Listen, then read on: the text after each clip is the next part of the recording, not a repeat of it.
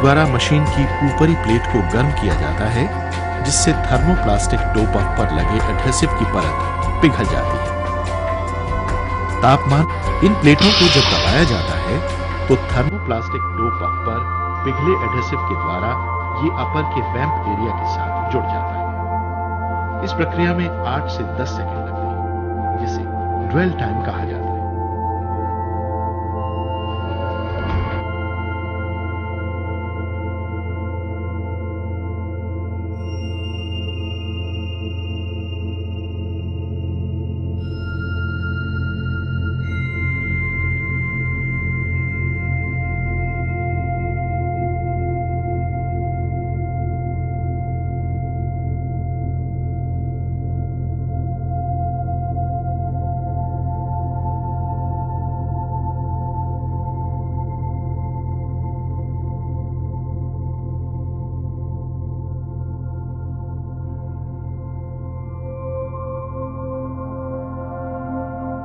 Counter moulding machine में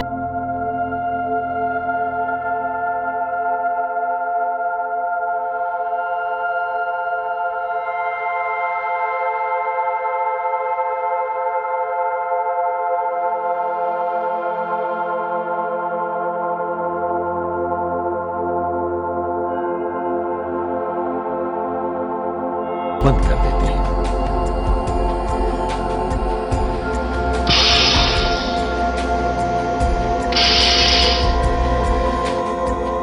गर्म होने के कारण एडहेसिव पिघलता है, जिससे कि काउंटर स्टिफनर अपर और लाइनिंग के साथ जुड़ जाता है। जुड़ने के समय को ड्वेल टाइम कहते हैं। इसमें 14 से 16 सेकंड का समय लगता है।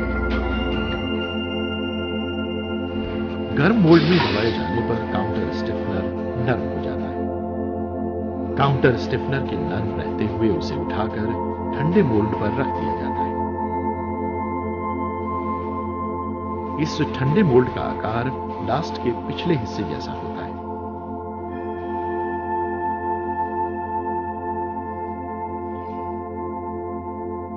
क्योंकि ये मोल्ड ठंडा होता है, काउंटर स्टिफनर अपने कड़ेपन को प्राप्त कर लेता है और अपर की शक्ल मोल्ड के अनुरूप हो जाती है।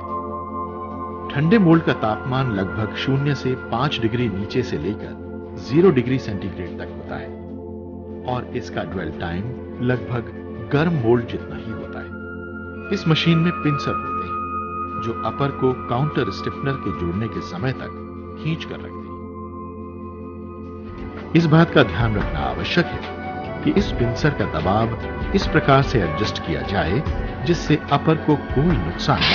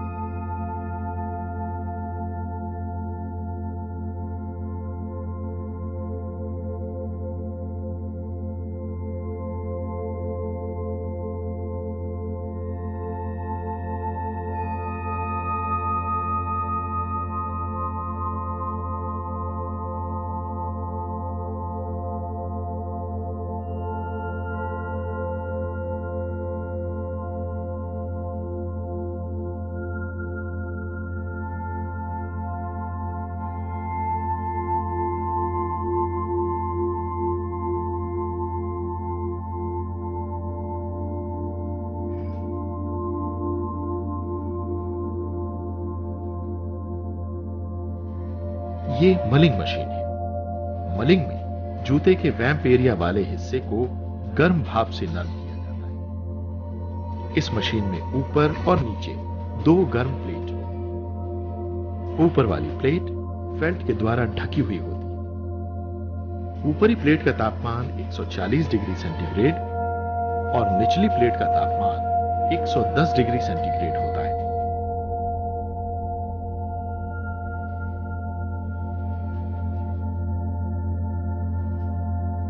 जब पानी को गर्म प्लेटों से गुजारा जाता है तब भाप पैदा होती है। इस भाप से जूते का अगला हिस्सा नरम हो जाता है। जूते की मलिंग के ठीक बाद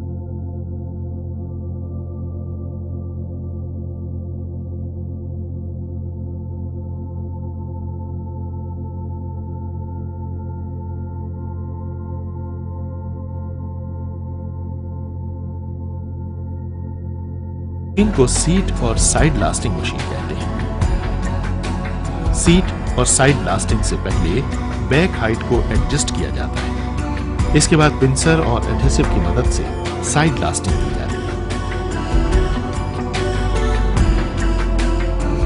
बैक हाइट एडजस्ट करने के बाद अपर को सीट और साइड लास्टिंग के लिए लगाया जाता है। मशीन पर अपर को लगाने के बाद इसके स्पिंडल की ऊंचाई की जांच कर लें। अगर ऊंचाई ज्यादा या कम हो तो उसे एडजस्ट कर लें।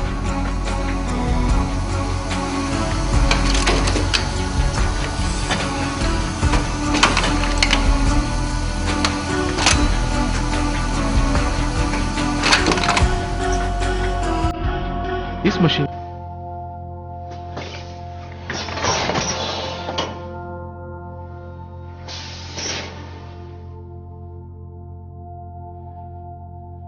मशीन पर लगे पिंसर को ध्यान से देखें कि उनका आकार लास्ट के आकार से मिलता है या नहीं।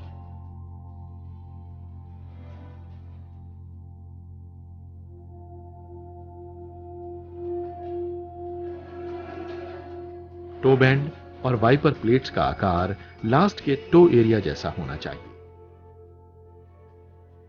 टो पैड साफ होना चाहिए।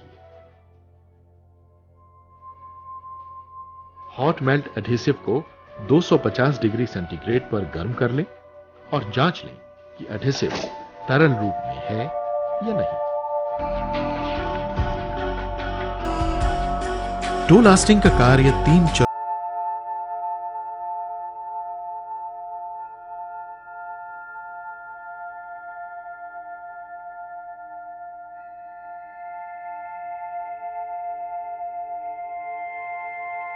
पर को पकड़ते हैं।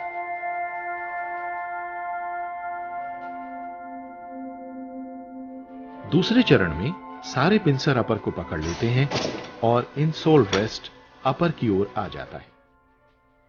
इस प्रकार अपर ठीक से लास्ट पर तक जाता है। इस समय अपर की ठीक से जांच कर लें कि वो लास्ट पर सही ढंग से बैठा है या नहीं और अपर की अलाइनमेंट सही है या नहीं। अगर ये सब ठीक है तो तीसरे चरण को प्रारंभ करते हैं।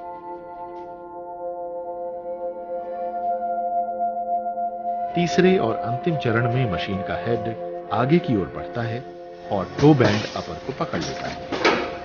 फिर इंजेक्टर नीचे से आकर गर्म पिघलाए एडहेसिव को लगा देता है। इसके बाद इनसोल रेस्ट थोड़ा सा ऊपर की ओर आता है और पिंसर अपर को छोड़ देता है। पिंसर और इनसोल रेस्ट नीचे हो जाते हैं। ठीक उसी समय वाइपर प्लेट्स अपर के निचले हिस्से में आ जाती हैं। टो पैड अपर को ऊपर से दबाता है और अपर इनसोल के साथ चिपक जाता है।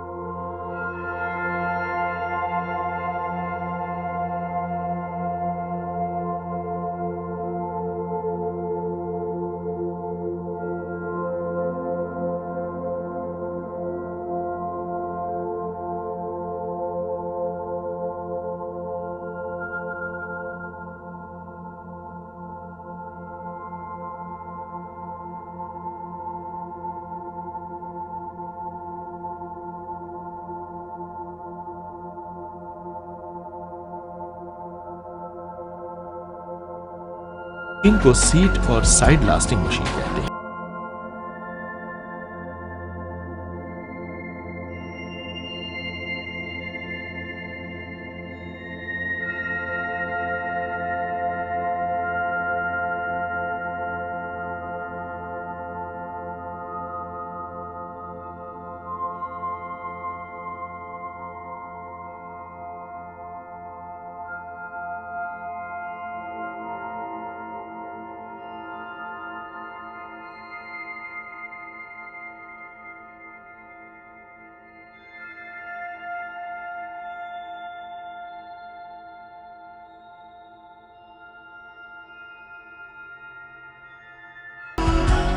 इस मशीन